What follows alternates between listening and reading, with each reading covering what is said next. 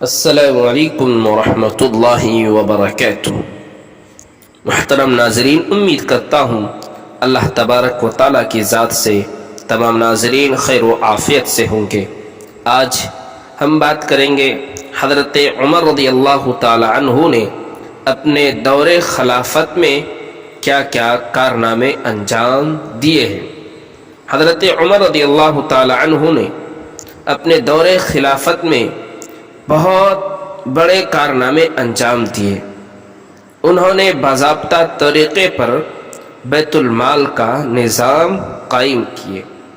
ملک کی پیمائش کا حضرت عمر رضی اللہ تعالی عنہ نے انتظام کیے۔ حضرت عمر رضی اللہ تعالی عنہ نے مردم شماری کرائی۔ حضرت عمر رضی اللہ تعالی عنہ نے جیل خانے قائم کیے۔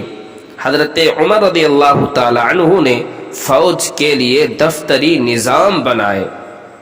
حضرت عمر رضی اللہ تعالی عنہ راتوں کو گشت کر کے رعایا کا حال سے باخبر رہنے کا طریقہ نکالے۔ حضرت عمر رضی اللہ تعالی عنہ نے بے روزگار لوگوں کے لیے وظیفہ مقرر کیے اور جگہ جگہ نہریں کھدوائی۔ نماز تراویح کو جماعت کے ساتھ پڑھنے کا اہتمام کیے۔ اسلام سے پہلے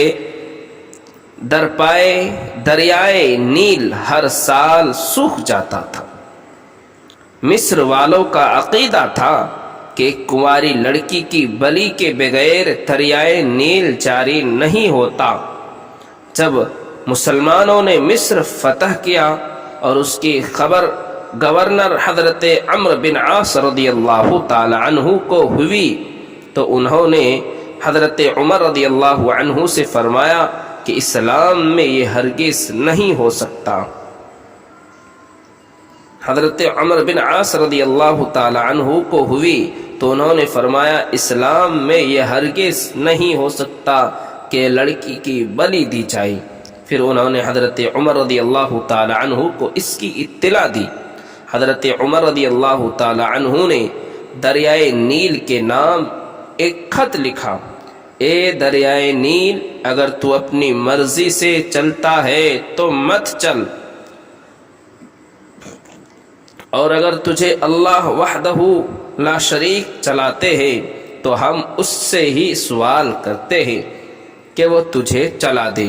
چنانچہ یہ پرچہ دریائے نیل میں ڈال دیا گیا۔ دوسرے ہی دن دریائے نیل پانی سے بھر گیا۔